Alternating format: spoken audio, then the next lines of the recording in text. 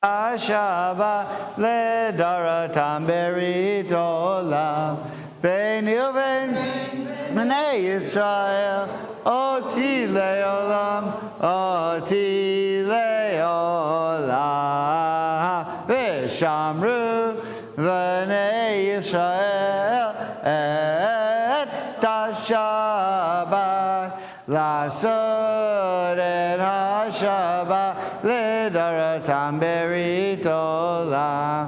כי 6 ימים עשה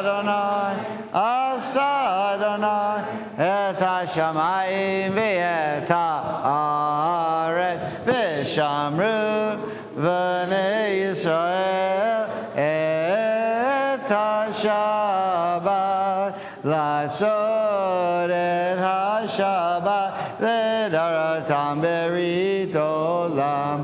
וביום השביעי שבת וינפש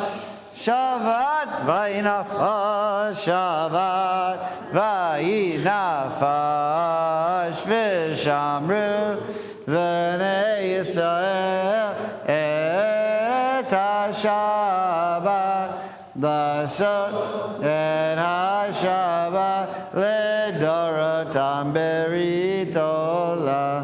ברוך אתה אדוני אלוהינו מלך העולם בורא פרי הגפן amen. L'chaim. Just squeeze for patience. Okay, Torah study, blessing. Baruch atah Adonai Eloheinu melech haolam asher kidshanu b'mitzvotav v'tzivanu la'asok b'divrei Torah. Amen. Okay, Shabbat Shalom, everyone. Torah portion this week is called Tazria. Now, normally, Tazria is read with Mitzorah, which is next week's Torah portion. And I want to look, actually, at some verses from there as well today. Now, this is, everyone always makes the joke.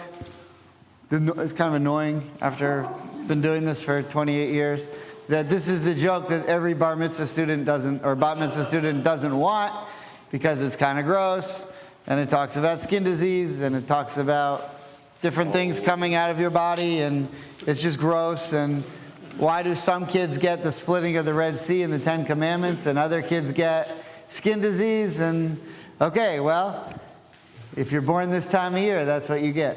So now Leviticus is named after the Levites, right? You hear Levite in Leviticus? So the Levites were in charge. There's 3 types of Jews. We've been over this, I think, but there's 3 types of Jews. There's Jews who descend from Aaron, and they're called Kohens, right? So if you're a Kohen, if your last name is Cohen, or Khan, or Kahan, or anything like that, then you descend directly from Aaron, the brother of Moses. And you had special roles because Aaron deserved it, and so his ancestors followed in his footsteps. If you're from the tribe of Levi, but you're not, so Aaron and Moses were from the tribe of Levi. But Aaron, are these on? I'm getting some feedback. This one? Yeah, I'm getting some feedback. Maybe just turn it off for now, just momentarily. If you're from the tribe of Levi, as Moses and Aaron were, well, if you're from Aaron, you're still a Kohen. But if you're anyone else who's from the tribe of Levi, then you're not a Kohen because you don't come from Aaron, but you're still a Levite. And Levi was one of the sons of Jacob. They're just one of the 12 tribes. But they got special privileges to be the helpers of the priests. Kohen is priest.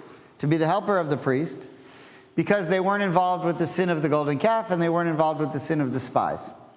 So the 2 major sins that we see in the Torah. If you're anyone else, you're an Israelite. So you can be a Kohen, and you can tell who's a Kohen usually, because their last name is Cohen, or Khan, or Kahan, or something like that. And you can tell usually who's a Levite, because their last name is Levi, or Leibowitz, or Levkov, or Levitt, or anything usually that starts LEB or LEV or anything like that, they generally descend from the Levites, and everyone else is the Israelites. Well, the thing that the Levites were given to be in charge of was to make sure that everyone was pure. That's what the priests and the Levites did all day. And they also played some instruments. So, like if you're a dermatologist who also plays guitar, you would have been a good Levite. You would have been a heck of a Levite. If you're like a skin doctor, but you don't really like music, then you probably, maybe it wasn't for you. It wasn't for you. Okay, so you're not going to get this type of analysis in too many shuls. Right. All right, so Leviticus then is written from the point of view of the Levites, which means to say that a lot of what we're dealing with is how to stay pure. Now, if any of you have ever been to Israel, which is probably most of you, and you remember the day of the tour where you tour around the old city, and you go through a lot of archaeology, and the tour guide talks a lot, and it's probably like 150 degrees in the shade, because he probably went in June or July, and you remember maybe 1/25 of what the guide said of all the different places that you were, because each time you were at one of the different places where he would stop and talk about one of the most interesting things that's ever happened in human history, your mind was on lunch and when you were getting back to the hotel.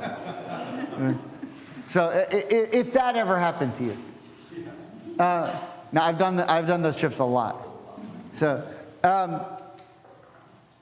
So when you're walking by not the western wall, but the southern wall, the excavations of the southern wall, over by today what's called the Davidson Center and the Ophel Garden, and you go over there, and you go by the southern wall, there are excavated there these little pools that people used to bathe in, which are called mikvaot, or singular, a mikvah.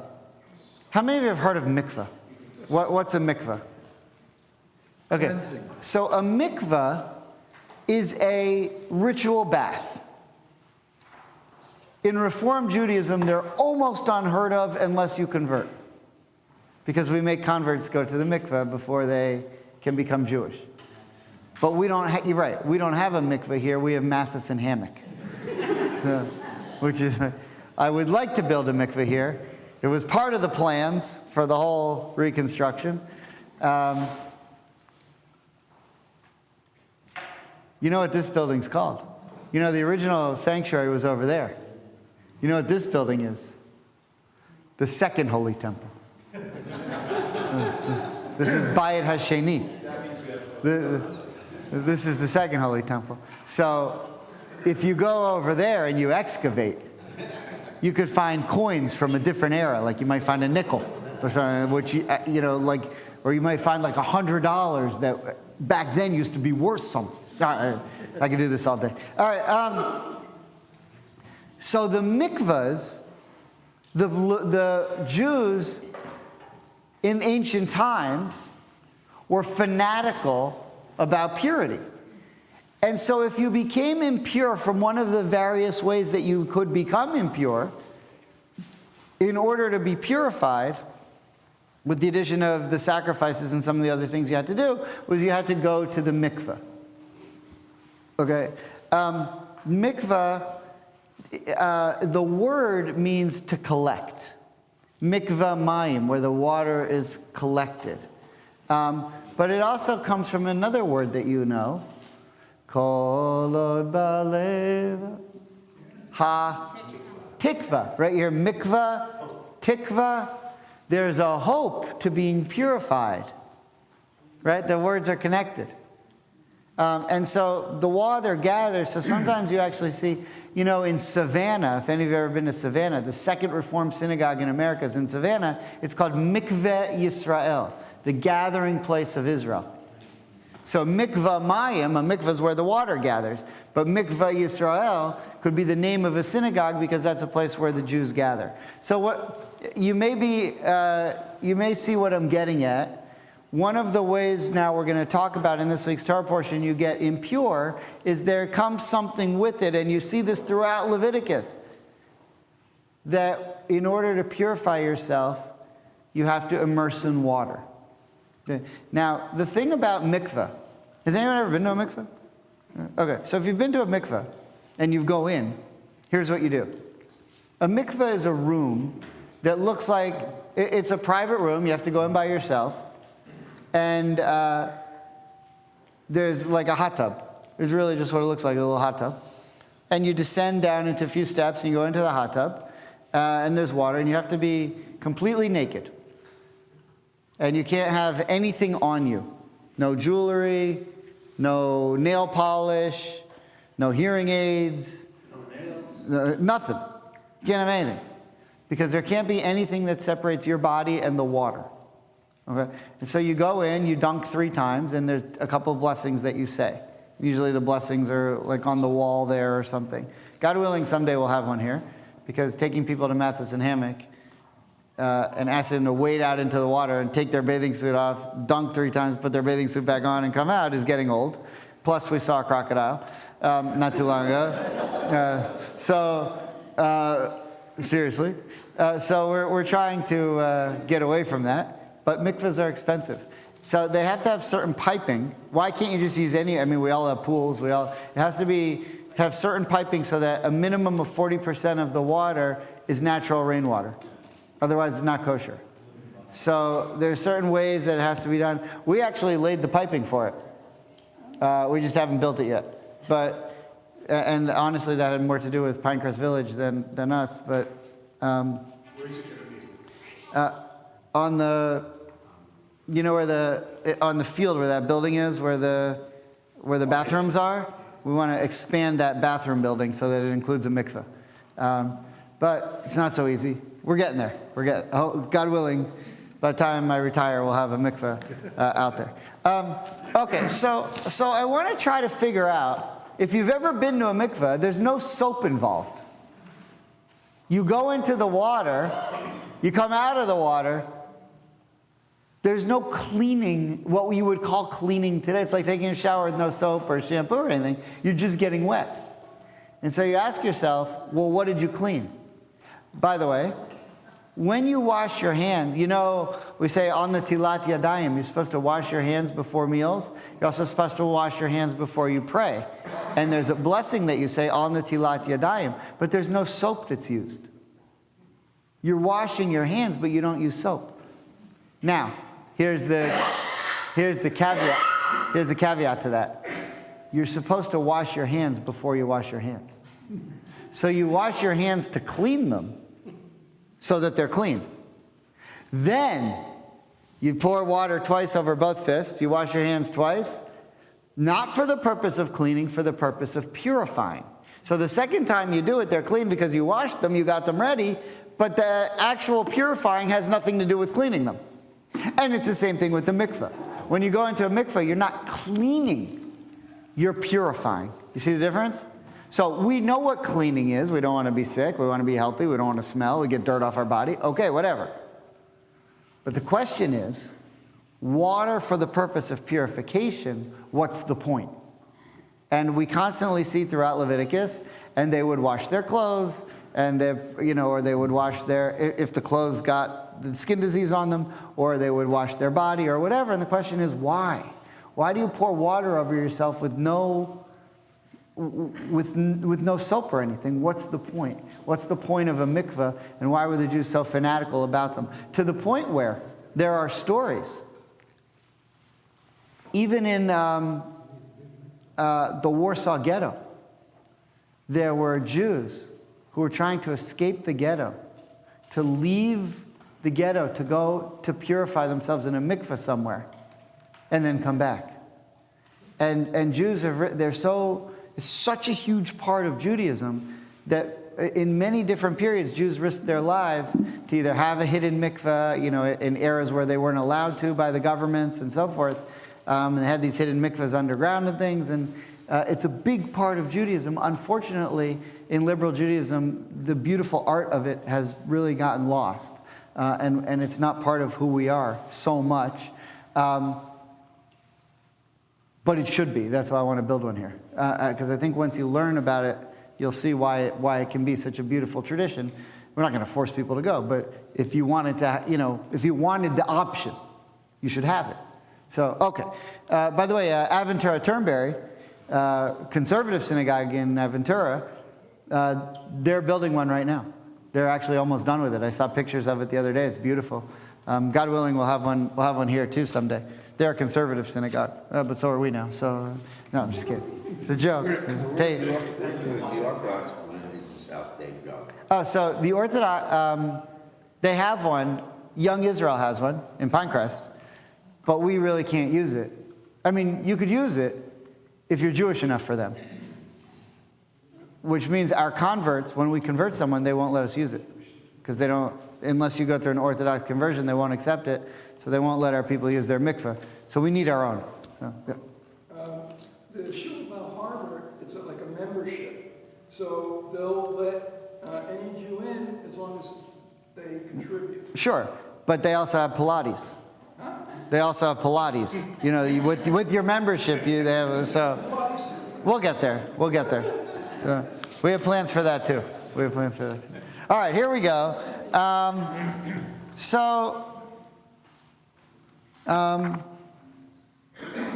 I hate to do this. Well, let's just look at the beginning of chapter 13. Leviticus 13. We have a few minutes left, so let's take a look at it. Norman. Into the mic. I'll turn my mic. Well, I'll do that.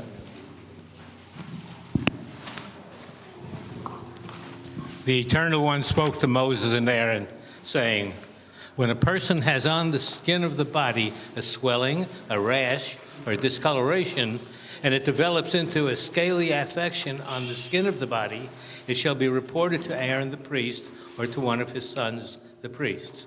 The priest shall examine the affectation on the skin of the body. If hair in the affected patch has turned white and the affection appears to be deeper than the skin of the body, it is a leprous affection. When the priest sees it, he shall pronounce the person impure. But if it is a white discoloration on the skin of the body, which does not appear to be deeper than the skin, and the hair in it has not turned white, the priest shall isolate the affected person for 7 days. On the 7th day, the priest shall conduct an examination, and if the affection has remained unchanged in color, and the disease has not spread on the skin, the priest shall isolate the person for another 7 days. On the 7th day, the priest shall again conduct an examination. If the affection is faded and has not spread on the skin, the priest shall pronounce the person pure. It is a rash.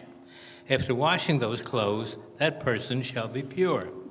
But okay, and so that's what I just want to focus on. Now, we could talk about why someone gets this skin disease, what it has to do with gossip, and why Miriam gets it later in the book of Numbers. But today, we've done that. We've done that every year that we get to Tazria. So today I want to focus on just the idea of immersion. So if you look here in verse 6, he shall immerse his garments and become pure, which is telling you that the final step, once the priest decides that, okay, you don't have this disease anymore, I've checked you twice on 2 different weeks, fine. You gotta go immerse yourself. And here, this is actually talking about immersing the clothes. We'll talk about immersing the skin in a second. And Rashi says here, I didn't bring it, but Rashi says, since he required a quarantine, he's impure. And because he's impure, he needs immersion. And so there has to be, without the gateway from getting to impure to pure is immersion. And my question is, Why? You're just dipping in water with no soap. What is so great about immersion? Now, I just want to show you if you just skip with me to chapter 14 for a second.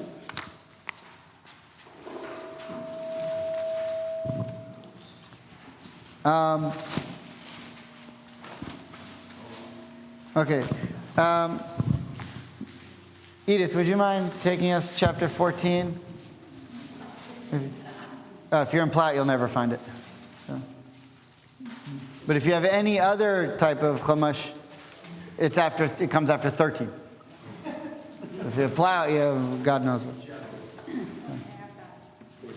14:1. The Lord spoke to Moses, saying,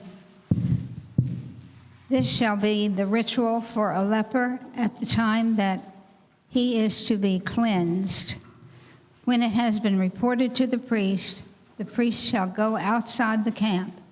If the priest sees that the leper has been healed of his scaly affection, the priest shall order 2 live clean birds, cedar wood, crimson stuff, and hyssop, to be brought for him who is to be cleansed. The priest shall order one of the birds slaughtered over fresh water in an earthen vessel, and he shall take the live bird along with the cedar wood, the crimson stuff, and the hyssop, and dip them together with the live bird in the blood of the bird that was slaughtered over fresh water. He shall then sprinkle it 7 times on him who is to be cleansed of the eruption, and cleanse him. And he shall set the live bird free in the open country. Then one to be cleansed shall wash his clothes, shave off all his hair, and bathe in water. Then he shall be clean." Okay. After that, So you see here that we first mentioned in the beginning of Tazria was that the first, it generally would come to your clothes first. And you'd see you have this weird mold or whatever, tsarat, which doesn't exist anymore, so I don't know what it looks like, growing on your clothes. And the priest would come and say, after 7 days, it's still there, or it's not still there. And then after another 7 days, you've been quarantined. He said, all right, it's gone, you're fine, go to the water, or it's still there. And if it's still there, you've got a problem. And then what happens is, if it doesn't go away, it jumps from your clothes and then gets on your skin. Now, originally though, by the way, the first place it attacks is your house. So the first thing happens, you get Chinese drywall. Right? The second thing that happens is you get mold on your clothes, and the third thing that happens is you have dermatological issues. Now, why house-clothed skin? Why does it sometimes go away and sometimes it doesn't? Because this is a disease that you get by sinning.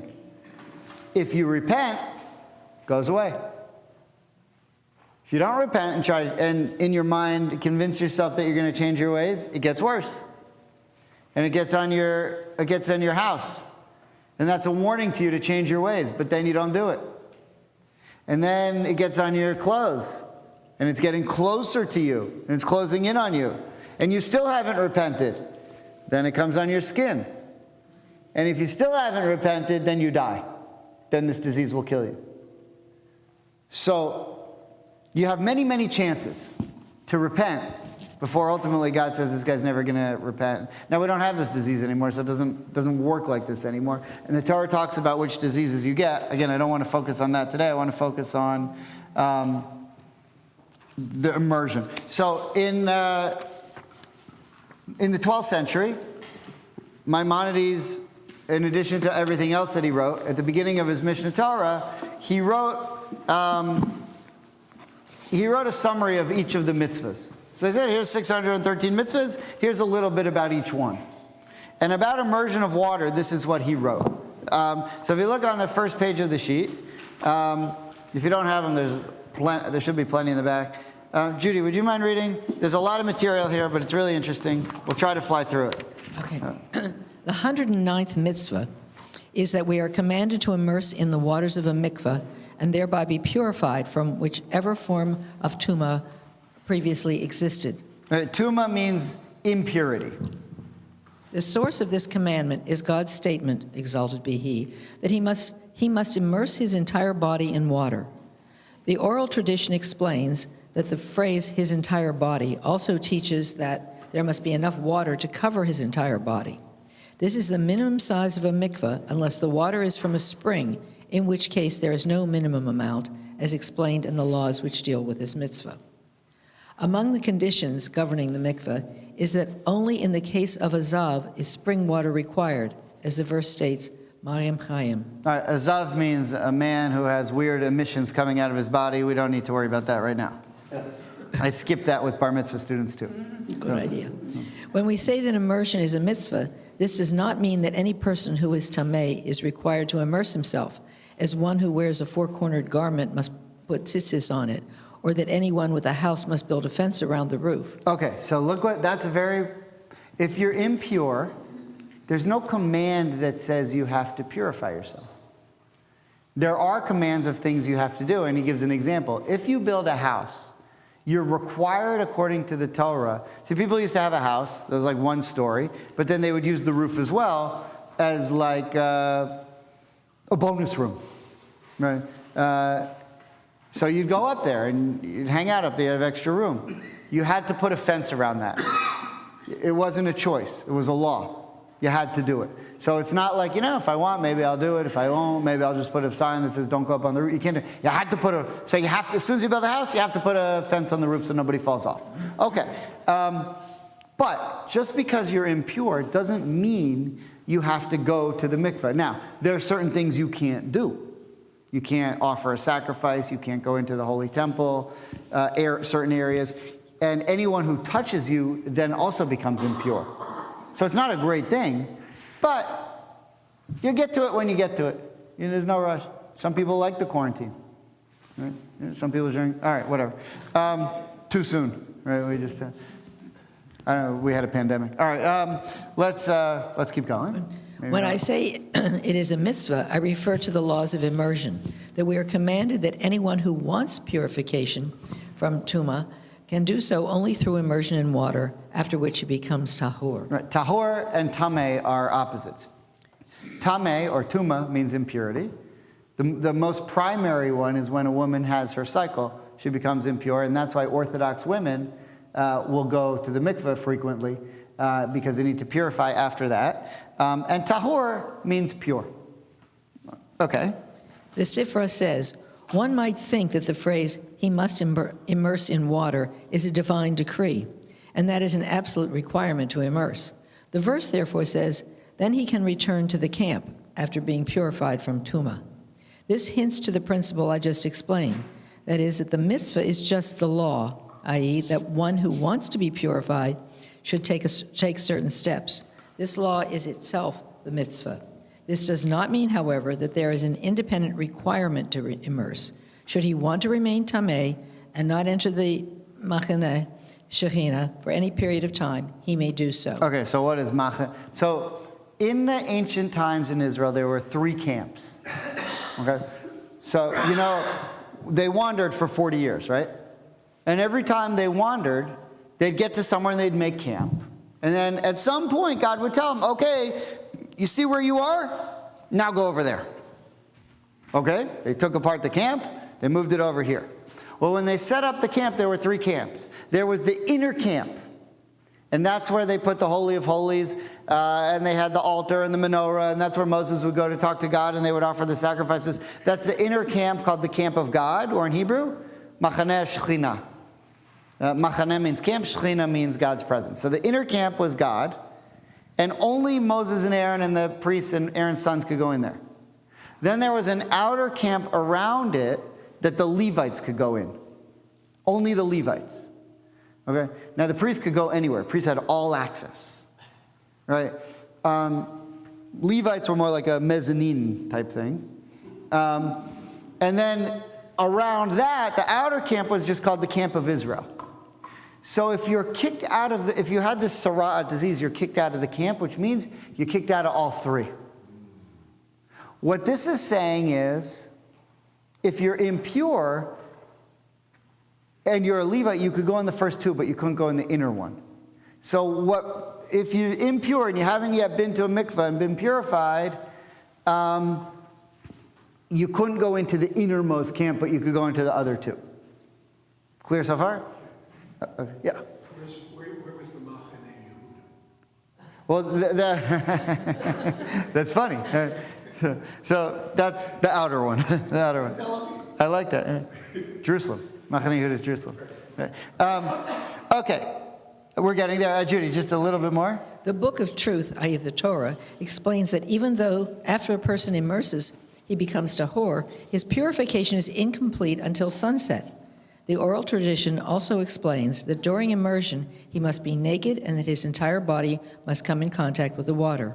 As our sages put it, the phrase, his entire body, teaches that there can be nothing intervening between his body and the water. Okay, and that's a little hint. So what we're trying to figure out today, and if we can do that, we'll have clarified a major point of Leviticus and a major part of Judaism, why we have mikveh. Because it seems sort of this antiquated, ridiculous thing that why would you go in water if you're not even going to get clean? There's a connection. Look what it says. So your entire body has to be connected to the water without any barrier in between. Right? So if you ever watched that show, I know a lot of us did. It was on, I think, Netflix, about the Orthodox woman who like revolts and doesn't want to marry the guy who's kind of abusive. What's that? Yeah, she shaves her head. I forget what it's called. Unorthodox. Okay, unorthodox. And then she ends up going to Germany or something and meets a non-Jew. So there's a scene in there where she goes to the mikveh. And in the mikveh, they have what's called a mikveh lady. And the mikveh lady is very invasive. You know, she looks at all, for females. And she looks at all the different parts of your body, make sure there's no dirt in your ears, and there's nothing separating you from the water. Okay? That's the point. The question is why? Why can't I wear? I just bought a new swimsuit. I look good in it. I want to impress the other. I want to impress the mikveh lady. Why can't I wear? Why is it? It's called chatzitza. Anything that separates you from the water, you're not allowed to have. So we don't know why yet.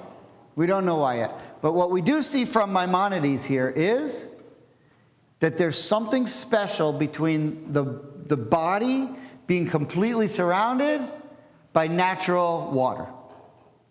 Clear so far? Okay, now there's another book that did the same thing as Maimonides about 100 years later, in the 13th century, in the 1200s, an anonymous book called the Sefer HaChinuch, which means the Book of Education, which also went and explained what the different mitzvahs were. Okay? And why are these interesting? Because they tell us how people understood the mitzvahs 1,000 years ago. And 1,000 years ago is a lot closer to Talmudic times than today is. And so if you can look and see, it gets us closer to what these mitzvahs meant to people back in the day. Okay, so if you're looking at the Sefer Chinuch, Ken, would you mind reading that where it says, and about the reason?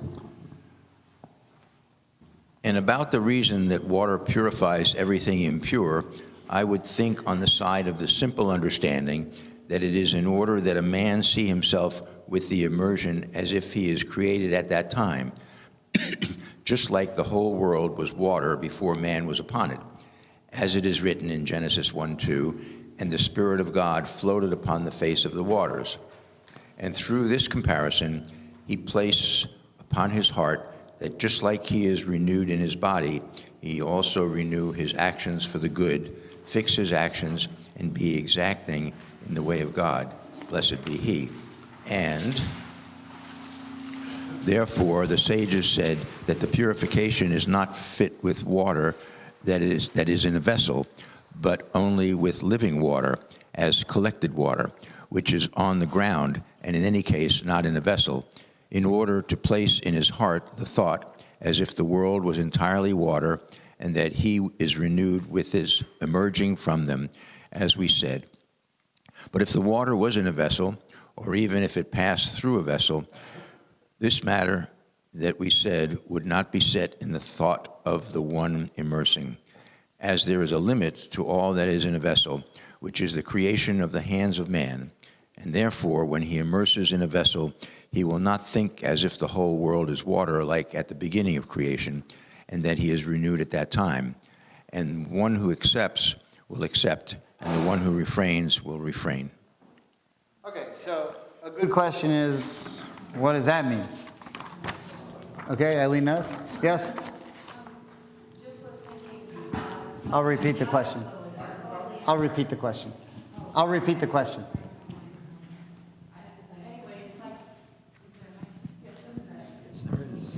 Okay.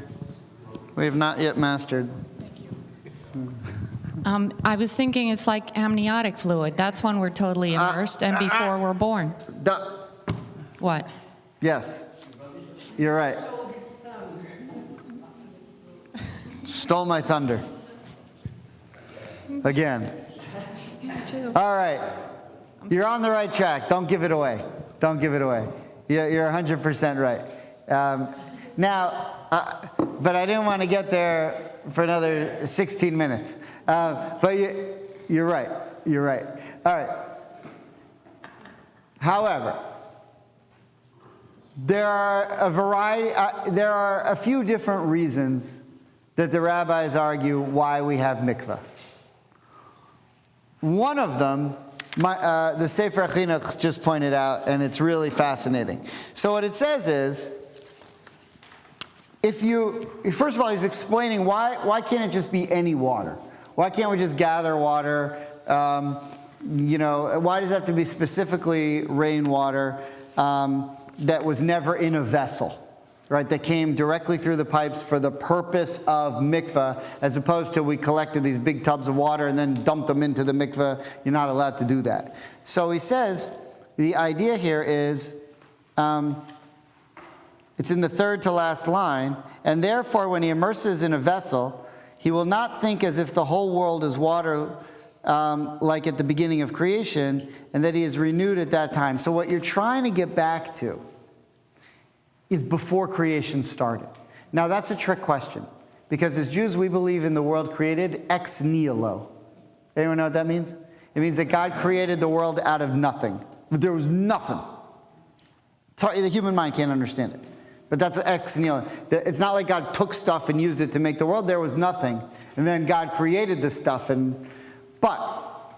So that's how God started. But what did God start with? When he actually started the world ex nihilo, what did he start with? He started with water. How do we know that? Genesis 1:2. Ruach Elokim merachefet al pnei hamayim. When God went to create the world, the Spirit of God was hovering over the waters. The Midrash talks a lot about then what happened. But that's how, according to Genesis 1:2, there was just water. So when you immerse in water that's pure, you get back to the very beginning of creation. And at the very beginning of creation, listen to what chapter 1, verse 2 of Genesis says. The Spirit of God was hovering over the waters and there was nothing else. That's the feeling you want to have, that it's just you and God. And if you can go into that water and be completely immersed in the water in a mikveh, by the way, you could use any natural body of water as a mikveh. That's why we use Matheson hammock. You could go. Sometimes we use the Bay of Biscayne. So we take in someone's boat, throw the person over, call it the world's biggest mikveh, right? So you can do that. I mean, you have to take your clothes off, but you could jump in the water, take your bathing suit off, have your spouse or someone hold it, preferably someone you're comfortable with. Dunk, say the blessings, put it back on, hop back on the boat, and have some champagne. But if you can go into a mikveh, you can create, as the Sefer Chinuch is trying to explain here, that moment where it was just you being and God hovering over you. That's a mikveh. That's a pretty cool experience. So that's option one of what mikveh could be for. All right, Richard? Can we pass the mic to Richard? Very good. The connection to placing oneself in their mind at the moment of creation, I am reminded of each Shabbat. Okay. As we close our eyes to light the candles, and Very nice. with my eyes closed, I take myself back to ex nihilo, and to see and to wonder what. Very nice. And I hear that in this moment as well. And then I read this last line here, which is where I spend a lot of my time, and that is, and the one who accepts will accept, and the one who refrains will refrain. And so if you want to believe that you can get yourself to that moment of creation, then as you immerse yourself 3 times, then I think the holiness that comes through belief. That's very is Abraham attainable. Joshua Heschel. That's very Heschelian of you. That's what Abraham Joshua Heschel would say. Time and space. Yeah, we hang out together a lot. Yeah, clearly. This must have been a challenge in the desert when they didn't have rain. They didn't have rain water. Well, no, because they had wells. So they dropped them in the well and hoped that someone would take them out? Does anyone know who brought the wells? Miriam. Didn't Miriam suffer from a skin disease? She had this disease. Because of the Lashon Hara with regard to her brothers? Yeah. And that's ultimately why she's not allowed to go into the land of Israel. She dies in the wilderness too. I was going to ask that earlier when we talked about. And when she died, the wells dried up for 30 days, I think. Okay. Next source, German rabbi from the 1800s, Rabbi Shimshon Raphael Hirsch. He wrote this: when a person immerses his entire body in such water, water that has not lost its elemental character and sinks completely without barrier into the element, all connection between him and the realm of impurity is severed. He leaves the ground of man and returns for a moment to the world of elements in order to begin a new life of purity. Symbolically, he is reborn.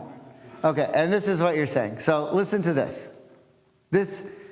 You may have heard me talk about this before because I've talked about it before.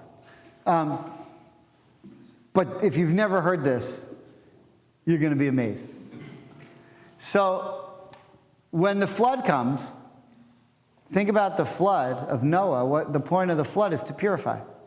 Well, what's purifying? Being completely immersed in water. And they're purified, and how long does the flood last? For 40 days. 40 days, 40 nights. When Moses goes up to Mount Sinai, he's purifying the Jewish people from all of the idol worship that they were part of in Egypt. And so he's up there for 40 days and 40 nights. When the Jews sin with the sin of the spies, they then have to wander in the wilderness for 40 years to purify for the sin of the spies. And so we see 3 times this number 40 that has to do with purification. And so we ask the question, well, what's 40? So you know when a woman is pregnant, the baby in the womb is surrounded by a film of water. That's why I say, women's water breaks when, it's time for the baby to come out. So, one more point. A mikveh has to be 40% natural rainwater. Why 40? Because 40 is purification. We know that number, but why? And the answer is because the rabbis believe that a woman is pregnant for 40 weeks. And the water that surrounds, for those 40 weeks, that surrounds the baby, is birth in the purest form. So when you go to a mikveh and you're surrounded by a 40 something that's 40, just like the times we see in the Torah, the 40 represents being reborn. And so the idea of going to the mikveh, so point 1 is, the first argument that we would make is, you go to the mikveh because you want to get back to before creation where it's just you and God. Genesis 1:2. That's number 1. That's answer number 1. If you like it, great. If you don't like it, answer number 2 is not exactly. The whole point of going to a mikveh is about being reborn. And so you go into a mikveh, and the reason you have to be totally naked is because that's how you are in the womb. So you're getting back to how you were in the womb. You don't, pop out in a Louis Vuitton, jumpsuit, right? So you come out, and you're supposed to be in a birth canal, and that's what the mikveh is. And you're now a new person, spiritually a new person. By the way, anytime you repent, you become a new person. So one of the things we talk about is, God knows the date that you're going to die, obviously. So I can tell you right now, if you say, God, what's the date that I'm going to die? You say, it's... But then you go to the mikveh or you repent from a sin, you're a new person. You get a new date. So it's constantly changing. Because and the reason why is whatever date you had, that person doesn't exist anymore. You're a new person now. You're reborn because you're constantly being reborn. And so that's what the mikveh is all about. So one is you're connected to God, only God in the purest form before the world was created and all there was water and God. Two is it's a spiritual rebirth that Rabbi Shimshon Raphael Hirsch is talking about there. Okay, there's one more reason. Okay, Mishnah Yoma. So the Talmud has two parts. Oh, it's so annoying. The first part of the Talmud was the part that was written between 0 and 200, and it just explains the rule. It just tells you what the rules are. These are the rules that God told Moses. And then there's the Talmud, which explains and discusses those rules. And that part where the explanations are, that's called the Gemara. But the Mishnah, there's the earliest part that was written between 0 and 200 CE, and it just says these are the rules. So if you want to study Talmud, but you don't want the whole discussion, you just want to know what's the rule, you look at the Mishnah. So here's one of them. And sometimes it has Aggadic material, which means sometimes it just has some ideas. So Mishnah, Yoma 8-9, Yoma means it's the laws of Yom Kippur, it says this. Rabbi Akiva says, "Happy are you, Israel, before whom you have purified, and who purifies you of your transgressions? Your Father who is in heaven, for it is said, then I will sprinkle clean the water upon you, and you shall be clean. And it is also said, the ritual bath, the mikveh, right? Hope, mikveh, tikvah, of Israel is the Lord.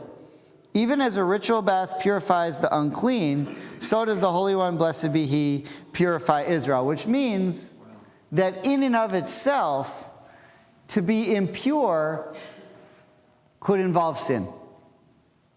And it's a sin that you didn't necessarily mean to do. So for example, so here, what do I mean by this? Let's say when you are in mourning, there's certain things you don't have to do.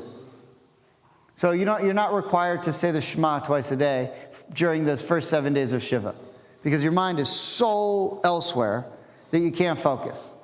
Or for example, let's say you're about to give birth, and the doctor tells you you're not allowed to fast. We're worried about the baby, whatever, and it's Yom Kippur. Okay, so you weren't allowed to do that. Or for anything that you missed while you're pregnant or whatever, well, then you missed certain things you were supposed to do. So after you give birth, you would then make a sin offering. The Torah says give a sin offering in this week's Torah portion, and then go to the mikveh. Why do you have to give a sin offering? It's not, you were excused from the sin, but you were excused from the mitzvah, but you still have to do it. So, okay, I had to eat on Yom Kippur. I'm excused, it's fine. But still not right. So that makes something impure. So you have to become purified. Okay, so all of Shimshon Raphael Hirsch is saying is that going to the mikvah also has the power to cleanse you from anything that you might need cleansing from. Doesn't that explain why we have a second Passover too? Because people that were impure. Yeah, right, exactly. Very nice. And who were those people? They were the people who were carrying the bones of Joseph. Now, there's one type of impurity that you can't go to the mikvah for. And by the way, we all have it. Every single one of us here, I would bet, is impure. And there's nothing you can do about it. And even if you went to the mikvah, it wouldn't help. What's the one thing that you cannot become purified for in the mikvah? What's called corpse tuma, the impurity of a dead body. Now, anyone here who's ever been in a cemetery or ever been in a hospital that has a morgue has it. The only people who are not supposed to go into cemeteries and hospitals with morgues are Kohens. And even then, they can on certain, if it's a close relative, a very close relative, or for whatever reason. So even if you're on the 7th floor and the corpse is in the basement, in the morgue, and you've been in the hospital, you're impure. Now, how do you get pure? You can go to the mikvah, it won't help. The Torah says there's only one way. You need to get a red heifer. You need to take that red heifer to Jerusalem in the times of the Holy Temple, sacrifice it, burn it, get its ashes, mix it with water, and dump it over your head. Short of that, you're impure. So, I'm sorry to tell you, we're all impure. Now, that's okay. That's okay. We'll deal with it when the Messiah comes. everyone understands there's no holy temple. I think there was a guy who found a red heifer in Iowa recently or something, tried to bring it to Israel, nearly caused World War III. And things are going so well there now that, all right, last one, and then I'm going to unveil to you what I think is something super cool. Now, normally the thing with the 40, that would have been my grand finale. But I got something even cooler. So, but I just want to look at one more law as explained by Maimonides.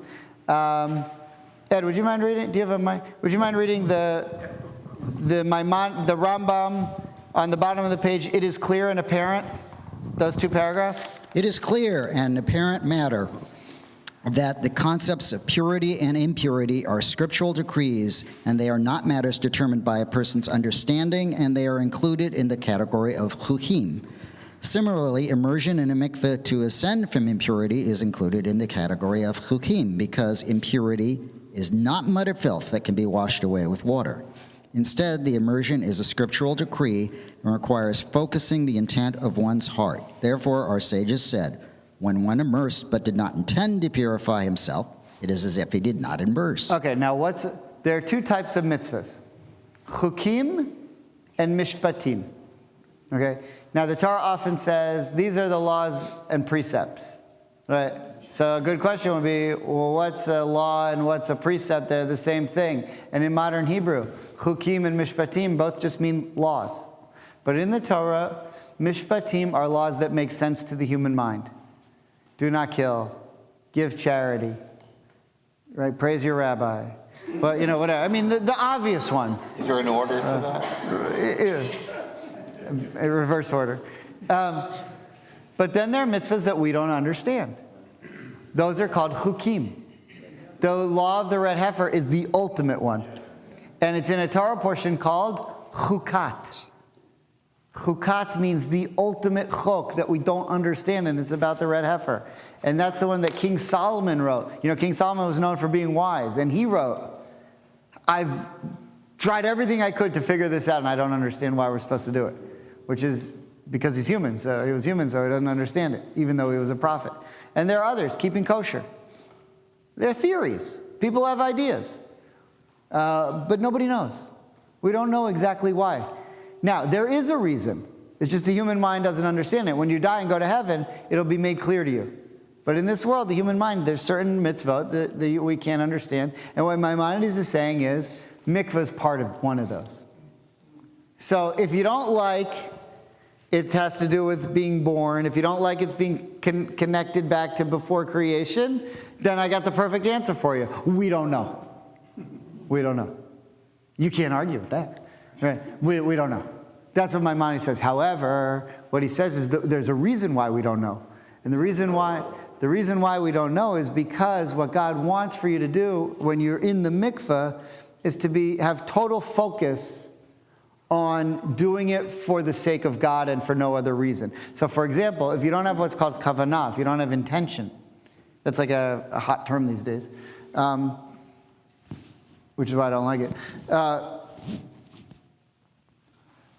If you don't have intention, if you don't have kavanah and you do it, it's as if you did nothing. By the way, same thing with prayer. If you're to Aleinu l'shabeach ladon hakol, but all you're really thinking about is the service is almost over, where am I going for lunch? It's as if you didn't do it. If your mind isn't focused on the prayer that you're saying, you don't get credit for doing it. It's as if you didn't do it. You have to have intention in what you're doing for prayer. So Maimonides is saying it's the same thing for the mikveh. Okay, so that's the first paragraph. Second paragraph. Although it is a scriptural decree, there is an illusion involved. One who focuses his heart on purifying himself becomes purified once he immerses, even though there is no change in his body. Similarly, one who focuses his heart on purifying his soul from the impurities of the soul, which are wicked thoughts and bad character traits, becomes purified when he resolves within his heart to distance himself from such counsel and immerse his soul in the waters of knowledge. And Ezekiel 36:25 states, I will pour over you pure water, and you will be purified from all your impurities and from all your false deities. I will purify you. Okay. So we have a variety of different answers, but here's the last one is from a midrash, and I think this one's really fun. So when yeah. We glanced over it, but I think the idea here of waters of knowledge is a very deep idea. How so? That knowledge itself, that studying Torah, is equivalent to an immersion. Yeah, Mayim, say Mayim Chaim, right? Like Torah and water are synonyms. You can't live without either of them, right? You have to be, without either of them, you can't be sustained. So there are a lot of comparisons there. But I'm out of time, so let me just end with this, which I think is really beautiful.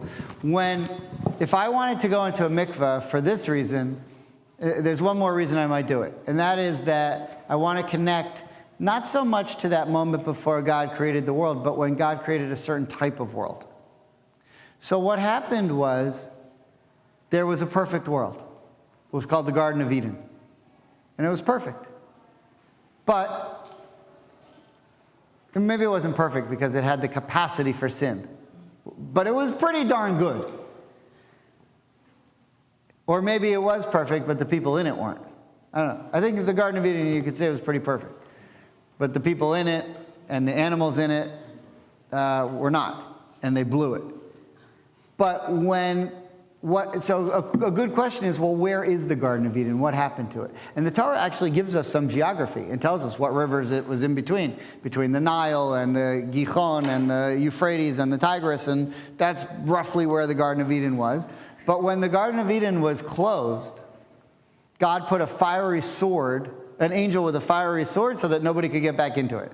Right? That's not midrash, that's actually in the Torah. There's this angel he's still standing there with the sword. No one's ever found him, but wherever he is, don't go past him. Well, there were these rivers that came out of Eden. And the only thing left of Eden that we have in this world is what connected to Eden, which were those rivers. And those rivers flew out of Eden. They were there. Those rivers were actually there in Eden, but they're the only thing left in this world that's still in this world today that was in Eden. So look what the Midrash says here. How do I know that, by the way? Genesis 2:10. A river emerged from Eden to water the garden, and from there it parted and became the four head waters. So these four rivers, the Nile, the Gihon, the Tigris, and the Euphrates, not the Pishon, the Nile, the Pishon, the Tigris, and the Euphrates. Gihon is a spring in Jerusalem, which also comes from it. They were the water of Eden. And they came out of Eden, and we can't see the rest of Eden. We don't know where it is, but the rivers that were in there are still there. And Adam and Eve were the only people, and Cain and Abel, the only people who were in the Garden of Eden and then outside the Garden of Eden. But when they were outside the Garden of Eden, they wanted to go back to the Garden of Eden, but they couldn't because there was a guy with a sword. Clear so far? Okay, now, considering all that, look what it says. A river emerged from Eden to water the garden. Rabbi Simon began. This is Midrash. You grant him power forever, and he went. You alter his countenance and send him away. Which means he had all power. They were all powerful. Everything was perfect in Eden, but then they messed up, and now he's gone. The power that the Holy One, blessed be He, gave to Adam, the first man forever, should have been for all time. Right? We were always supposed to all be in the Garden of Eden, and he went because he forsook the directive of the Holy One, blessed be He, and he went after the directive of the serpent. And so once he listened to the snake, we got kicked out of the Eden where we were supposed to be. Him and Eve and so forth. You alter his countenance and send him away. Rabbi Simon says, wisdom and might with him. When he, Adam, was still innocent vis-a-vis his creator, he could unleash the water of four riverheads with a single spade. So before he got kicked out, he did something. And these are the four riverheads. A river emerged from Eden to water the garden, and from it became parted the four headwaters. So what happened was, what God told Adam is, your punishment from now on is the soil, the stuff used to grow, but now you're going to have to grow it. You're going to have to till the soil and so forth. So what Adam said, I'm going to need water. So he diverted water from the Garden of Eden so that it would flow in the direction that God told him that he was going to be leaving the garden, and it worked. And what Adam used to do all day, this is amazing. He's also in the Midrash. But what Adam used to do all day was he would go to the point where the four waters met, naked, and just sit in the water and immerse himself all day. Because he was the ultimate case of impurity because of what happened getting kicked out of the Garden of Eden. And all he wanted to do was get pure. But he couldn't get back into the Eden to get there. So the only thing that he could get that existed in Eden was Mayim, was the water. And so what Adam did all day, and he's the prototype example of how you get rid of impurity to find purity, is Adam would go all day and sit in the waters that emanated from what used to be Eden. And so when we go to the mikveh, what we're also trying to do is say the only thing that existed that is in this world that was in the place that was completely pure, the only thing in our world that we know emanates from a place of complete purity is water. Because that's what flows out of Eden that's still in this world, and nothing else flows out of Eden that's in this world. And so that's where the ultimate immersion comes from. And you see it throughout the whole Torah then, that every time they're trying to find purity, ultimately, in order to get, whether they offer the sacrifice, the skin disease goes away, the house clears up, the garment is clean, whatever it is, no matter what you've done, there's always this final step that you cannot be pure until you immerse in water. And that's ultimately the connection that takes us all the way back to Adam, and then before that, all the way back to before God created the world, when you can have this individual moment of just you with God hovering about you. And that's why, to this day, Jews have been willing to give their life to be able to get to a mikveh even in our darkest times. And now, in some of our brightest times, we should build a mikveh here too so we can do this as well. Okay. Shabbat Shalom.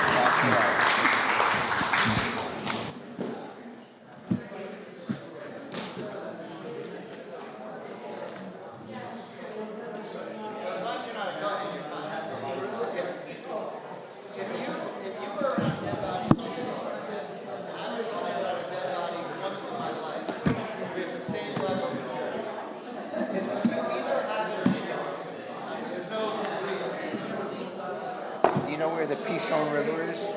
You ever hear of the Pishon River? Never heard of it. I've heard of the Tigris and the Euphrates and the Nile.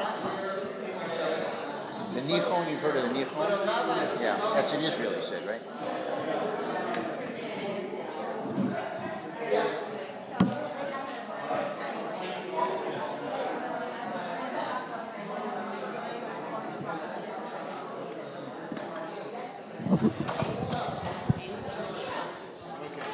So,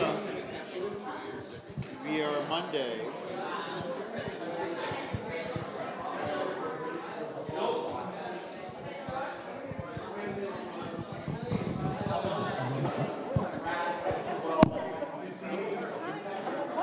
Impurity is not, first of all, two reasons. One, impurity is not bad. Impurity is not like a sin. If I said you have a sin, you should remember that's not so good. Kick someone, whether it's something food or something. If you're impure, it's not bad. It just needs to be. Now, the reason why is because. So that's, first of all, that's why the answer with the women is because here is the that only one person. And so that was no, you don't need to touch another one, you're supposed to. But the very fact that the possibility emerged for a soul to be created is actually critical for the women's sex. And going to the mikvah eases that. Now, one of the things we notice is that when very like anti-women, except for very pro-women. If you have a baby, you have to go, if you have a boy, you're in here for a week. If you have a girl, you're in here for 2 weeks. If you have to work, or how you go to work, you're in here longer, you gotta go. The reason is, it's more painful. So the reason why a woman goes to the mikvah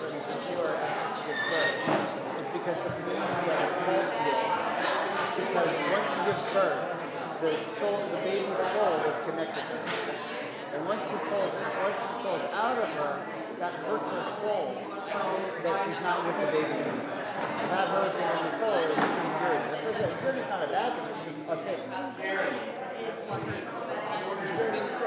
It can be. So, that's because we're one way for one to give birth to a girl, that's the woman that can do it. A girl, or a boy, has the power to give us the light into itself. So not only are you losing the light that's inside of you, you're also losing a force inside of you that's capable of giving to the next one. So that hurts the woman's soul even more to lose the girl than to lose the boy. That's why you have to lose it. So if just trying to take all this, and I'm going to be able to talk, you give me a word that I can relate, that reflects the truth, but that I'm not thinking in terms of purity in the way that I think, right, that I'm conceptualizing. Can you give me an alternative word that I can push around and have a better... It's sort of like a convalescent. It's like, if you were convalescent because you broke your leg, you're doing it wrong. Whatever, broke your leg. Pneumonia, whatever. But it's convalescent from the body, convalescent from the soul. Something happens with the soul. There's the soul. And now it's recover. That's kind of what it is. Okay. But how do you recover? How do you recover? That's the God in us. That's the myth. It's not a punishment. Because it seemed like the punishment, because then I connected with the narcissist sleeping separated, but there's a lot of... Well, it's separate because, because you think your husband is impure. Because if you touch anyone else while you're impure, then that person becomes impure. And you're not supposed to. But, it's not, when you go to the it's not a punishment.